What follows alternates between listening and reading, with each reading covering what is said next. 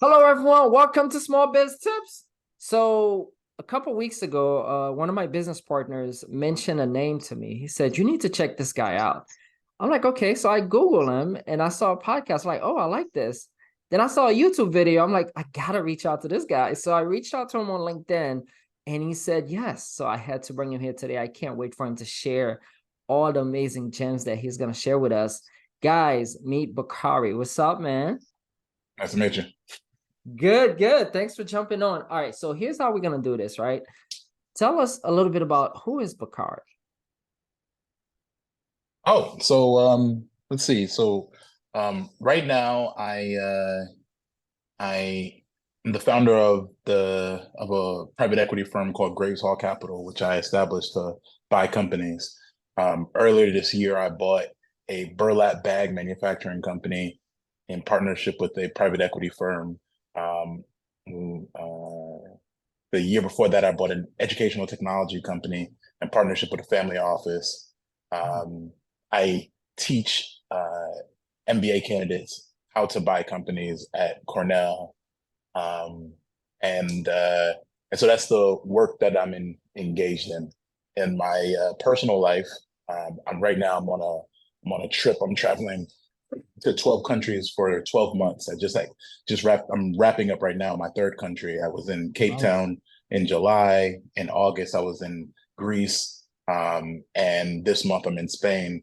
Next month I'll be in Turkey. I'm traveling with this a program called Remote Year that sets up international trips for people who don't have to work from like their home office and can Mhm. instead go out and see the world. And so that's my personal life and what I do in my professional life. I love it, man. I love it.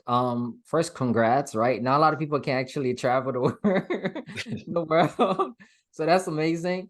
But from what I'm been learning about you, it hasn't been always like that. So I'm Mm. kind of curious if you want to go back, right? How did you even get into the PE space? Like, matter of fact, let's go back even further. Um, how did you even start thinking about entrepreneurship? I'm curious to hear about that. Sure. So uh, for me, I had always expected by the time I was 25 that I would be rich.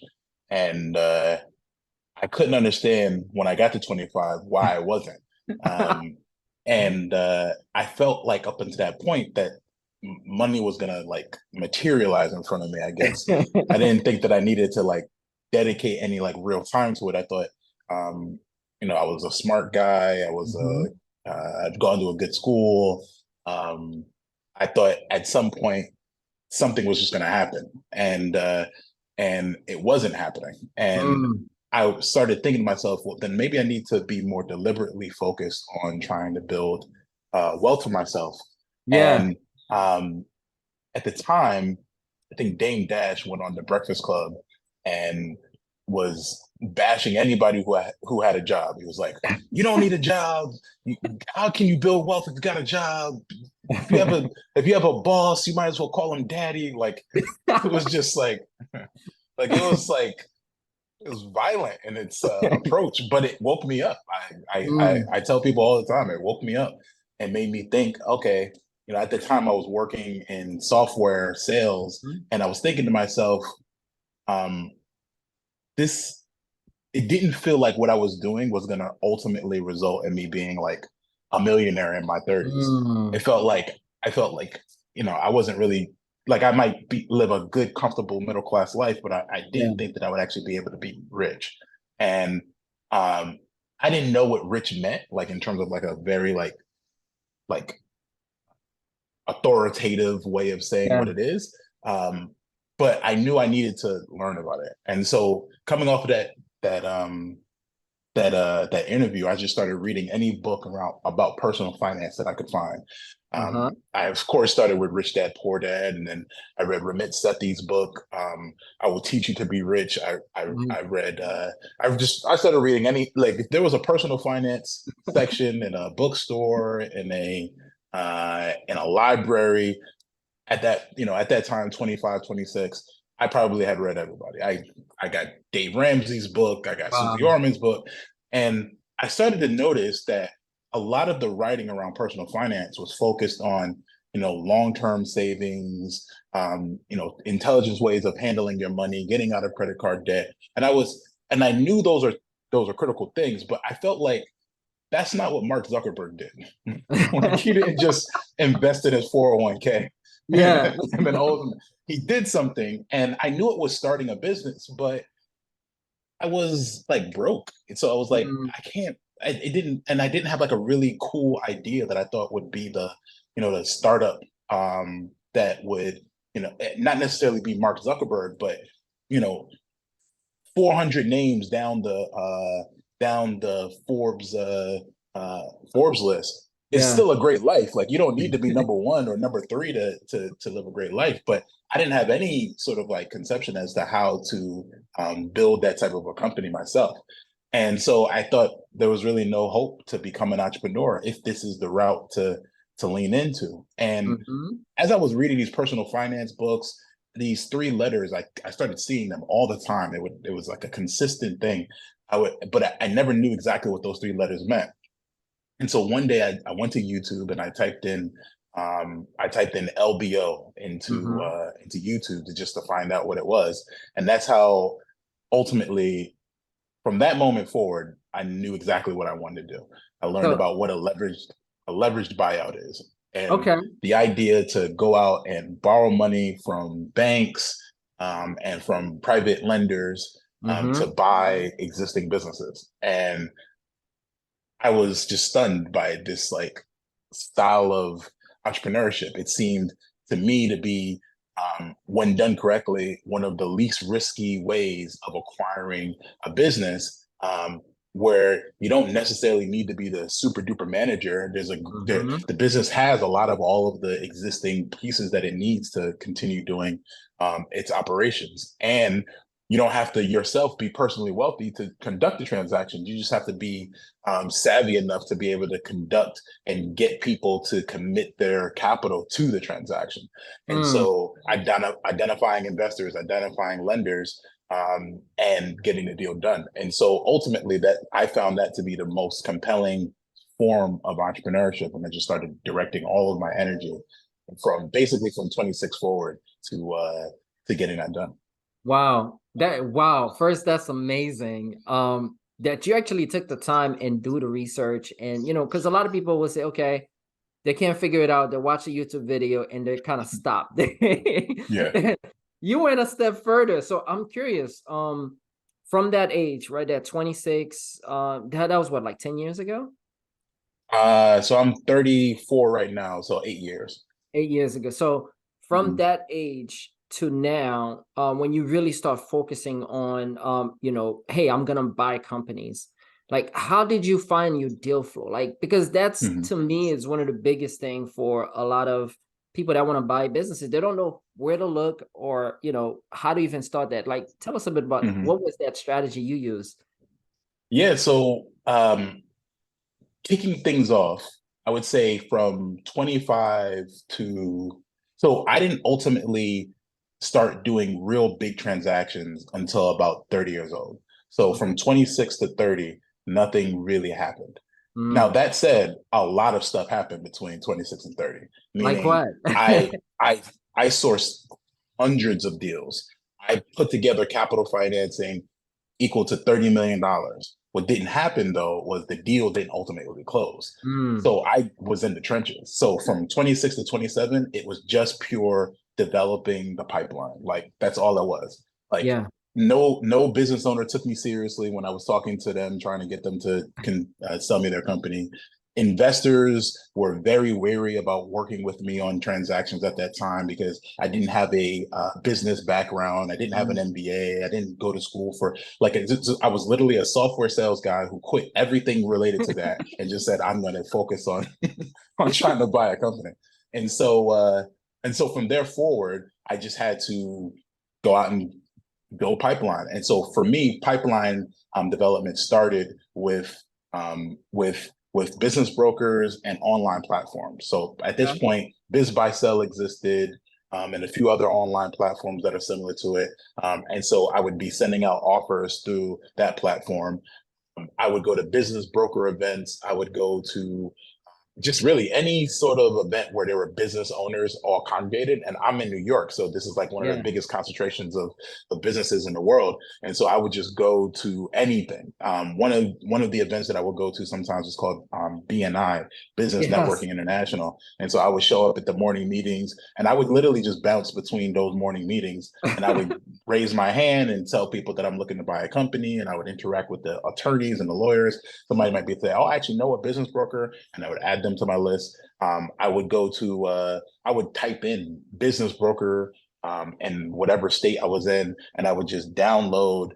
And by download, I mean, I personally would go to the list. I would find Wow. the person's email address, and I would add it to a list, and I would just do that myself, like just Wow. adding. And I added maybe 600 business brokers to my list, just myself personally, until I ultimately started hiring people through Fiverr to go on the large directories, and Yeah. I would hire them for, whatever amount of money, and then they would create So lists of thousands of brokers across the United States, and Minnesota all the way to New York. wow. And then on a almost like a monthly to quarterly basis, I would be sending them an email. Hey, I'm interested in buying a company. Could you send me something?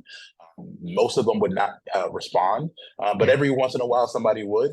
Um, at that time, as I said, I didn't have any real credibility. I hadn't gotten any Yeah. deals done. I didn't have, the business background. I wasn't supported by any major investors or anything like that. And so I had to myself just sort of portray an ultimate poise that would get people to be like, all right, we trust this guy. and so Wow. it was that. So really from 26 to 27, I probably saw something like 400 or 500 different deals just that year alone, and made offers on dozens of them, and got some to start to take me seriously, but nothing actually closed that year, and for several years forward. Now, question for you, right? You said you quit that sales job. So how are you supporting yourself doing all that? I wasn't. I was struggling. I was super struggling. Mm, One thing I did, that was entrepreneurial at the time, is I developed this. So I've actually never told this story publicly, but I've in Rich Dad's book, he talks about this game that he created, yeah. which I think was ultimately the reason why he wrote Rich Dad Poor Dad, was to sell this game called Cash Flow. And in Cash Flow, the object of the game is you start out as a rat who's on the rat Mm-hmm. chase, right? This little circle. And on this circle are all these different sort of life events that tend to happen to people, where they can either make money or lose money. Get a Mm, kid, you lose money. Buy a house, you lose money. Get a raise, you make money. Get fired, you lose money. It's supposed to simulate a life yeah. experience on this rat race. And the goal of this game is to earn enough passive income where you can escape the rat race and start to live the life outside of the rat race, and start doing things that are really only accessible to people who don't have to, be trapped in the rat race. Yeah. And the only way to develop that passive income was to do deals. It was essentially the game was saying there are big deals and little deals. If you can do a deal, you can use that money to Yeah. develop enough passive income, and that can ultimately get you out the game. And so I started noticing that, separate from the work that I was doing with the brokers, because like as I said, if I send an email to 600 brokers on a Monday, and I only get 5 or 6 opportunities from them on a Tuesday, I can't send that email again on Yeah. Thursday, right? Like, they're gonna block me, right? So all I'm gonna have is whatever they gave me, and so I got to figure out a way to fill the time between the Mm-hmm. next time I can reach out to these guys and ask them, to send me something. And so sometimes I would fill that by calling these guys, and many of them, like, ultimately I started to realize that sometimes is a waste of time. I get on the phone, they say, "Hey, we got your email. There was nothing to send you, so I can't send you anything. Get in contact with me in a quarter." And so I developed this idea of hosting an event in New York City where I would Mm, bring entrepreneurs and investors to the 40/40 Club on a weekly basis. wow. And something like 40 or 50 entrepreneurs would show up, and investors would show up. and I would tell them in the room that I'm looking for a company to buy, hoping that they would introduce me to whomever they knew. Your network, Um, yeah. and and uh, and so that's how I started to build out a personal network separate from what I was doing directly, reaching out to business brokers. And then ultimately, I started shifting my approach from reaching out directly to business brokers to reaching out directly to business owners. And Mm, so that event that I hosted on a weekly basis, I had fees that were associated with that. And so, people who would come would drop $20 off. And, if I have 40, 50 people in the room at yeah. $20 each, that's what I survived on for Wow. for every week for 4 weeks. So every month that Yeah. would take $20, So you get like $1,000 times bucks 50. every week coming in, And and so then that's what I was pay your surviving on. bills. Now, this said, it was no guarantee that it was going to be 50 people, and there was no guarantee that every one of the 50 people were going to give me $20. Um, Sometimes I would do it a whole entire event, and it would be 14 people in the room, and of the 14 people, 6 people would give me $20. And so, that's how I lived. I lived like that for that was one source of income that I had that I Wow. would use to support myself while as I was navigating this this search. And so imagine the struggle that I'm navigating. I'm Yeah. having conversations with people who I want to buy their multi-million-dollar company, Yes. and and my bank account is what it was at the time. And so for me to be in this position, sometimes I get outreach from people who are interested in buying companies, and their position is far less precarious than mine was. Mm, I referenced this in a previous podcast. Somebody reaching out to me saying, I really want to do this, but I'm a little worried about the outcome. I'm like, so what's the alternative? Well, I have an opportunity to be an investment banker at X company. I'm like, what are you nervous about? wow. You can get So it done. I have so many questions, but I want to cover something here, right? You currently have a PE firm. Now, you mentioned you partner with a family office and a PE firm in a couple of your past deal. How do you go about doing that?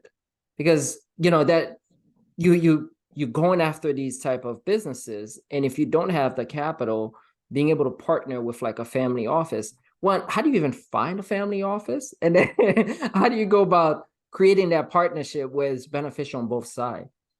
Yeah. So um, most family offices and a lot of private equity firms do not have a dedicated guy in their company who does what I just described that I did, which Ah, is, deal reaching out to business brokers on a quarterly basis, hosting events, identifying their pipeline, their deal flow um, is somewhat passive. Like a flow. lot of family offices and private equity firms are waiting on deals to come to them as opposed to proactively going out and seeking Yeah. opportunities. And so the skill set that I developed over the course of those years was the ability to find and identify deals, and not just find and identify deals. Well, I was proficient in finding and identifying companies that were available to sell. Yeah. Then I learned how to structure a deal with the person who had a company for sale, right? So the two skill sets that I built were are for the most part not always accessible or available inside of the home firm that I'm reaching out to. So if I'm talking Mm, to a family office and I've found the company and I've structured the deal with me and the owner, and that deal is so beneficial, meaning the price is sufficient, the seller note is proficient. By the time I bring that deal to a family office, I've done 75% of the work. yeah. like Wow, that like is so from their smart.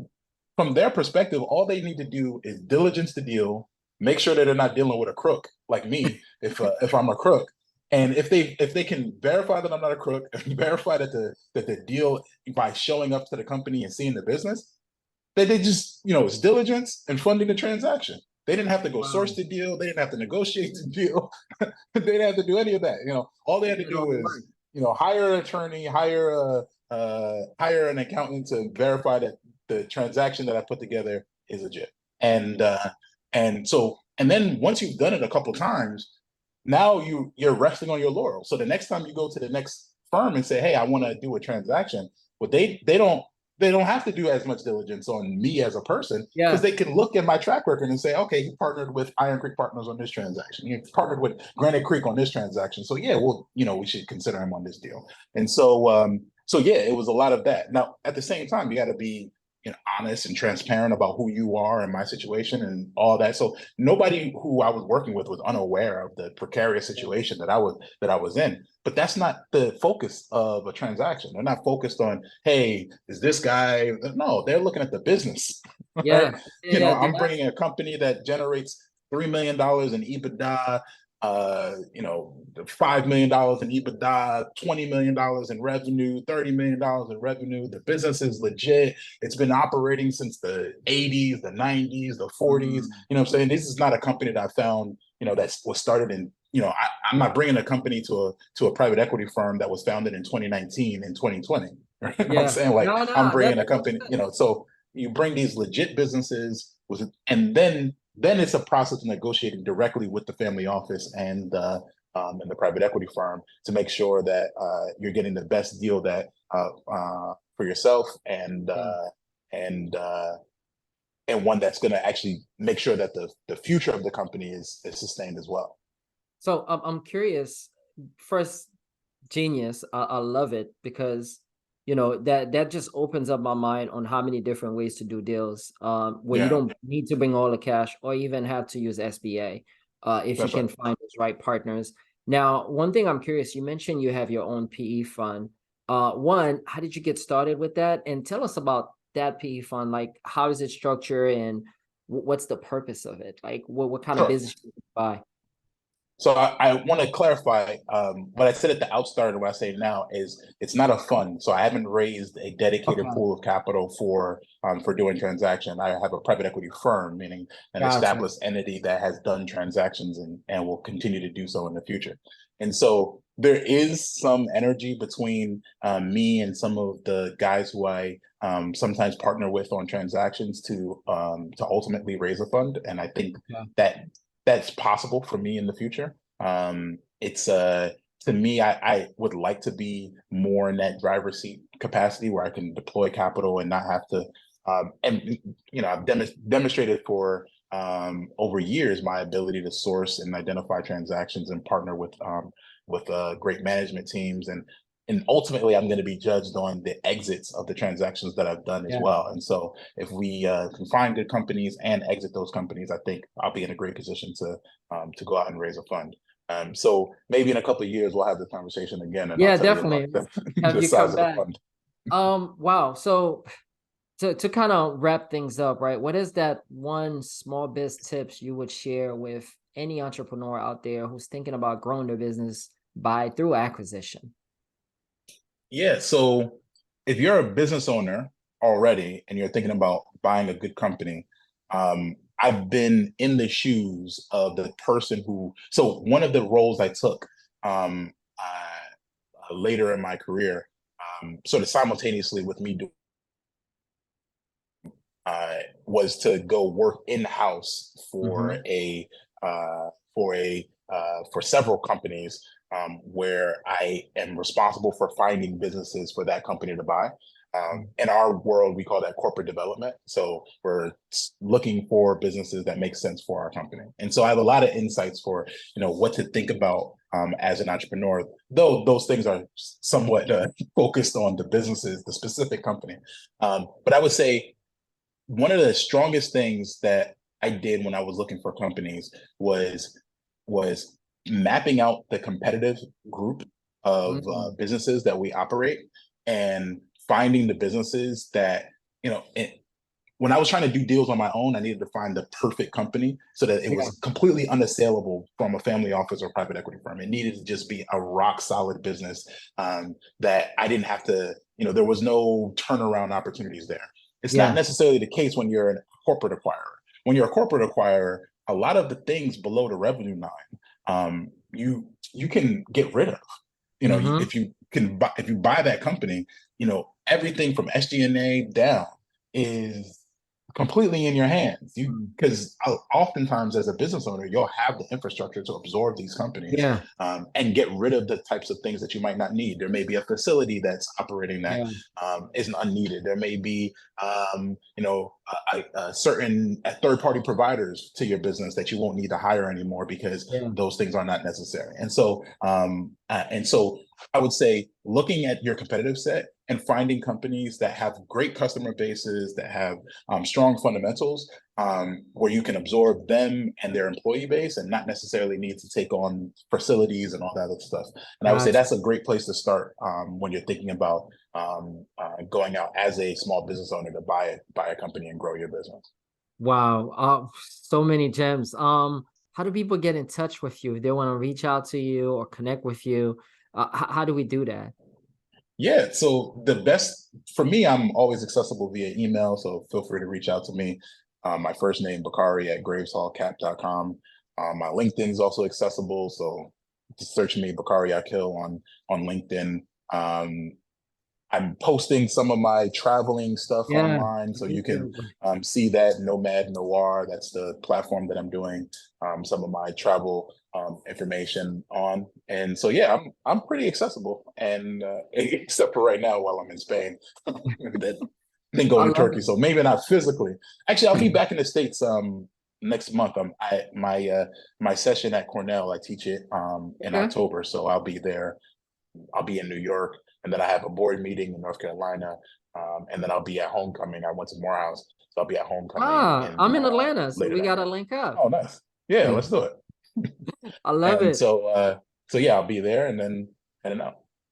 Fantastic. Guys, reach out to Bakari. As you can see, he's full of gems, super resourceful, and he can definitely connect you with the right people. Thanks again for Yeah. jumping on, guys.